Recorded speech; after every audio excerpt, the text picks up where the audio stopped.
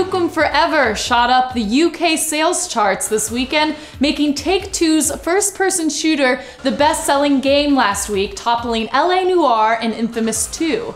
The first-person shooter, despite development and publishing by American companies, enjoyed an earlier UK release than an American release.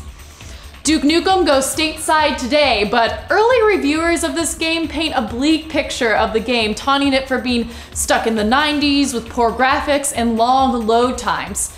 Since the game was announced in the making some 15 years ago, we can safely call this retro news.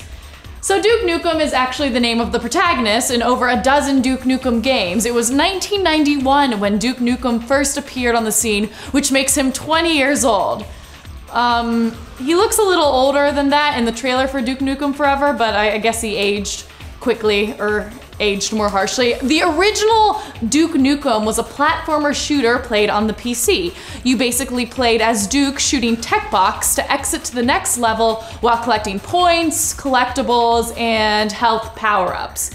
Duke Nukem had a sequel, Duke Nukem 2, which took place after Duke Nukem had defeated Dr. Proton and was released as a DOS platform game in which Nukem bore a little more muscle. In 1996, Duke Nukem 3D was released for the PC and sparked controversy among those who found the images of bound prostitutes and Duke cruising through what appeared to be sex shops offensive. The women present in the game were pretty much exclusively prostitutes, strippers, and sex slaves to the aliens Duke was fighting against, and this upset some people. It was still a first-person shooter game, and despite controversy, it still managed to sell more than 3.5 million copies. Other spin-offs and console-exclusive Duke Nukem editions have been created since these initial few, but Duke Nukem Forever, the game of the day, is supposedly a direct sequel to Duke Nukem 3D. The game promises to irk just as many feminist groups and sensitive gamers as the game reportedly allows you to kidnap women and if they act up, give them a reassuring slap. I mean, Duke, this is not really a good way to get a second date.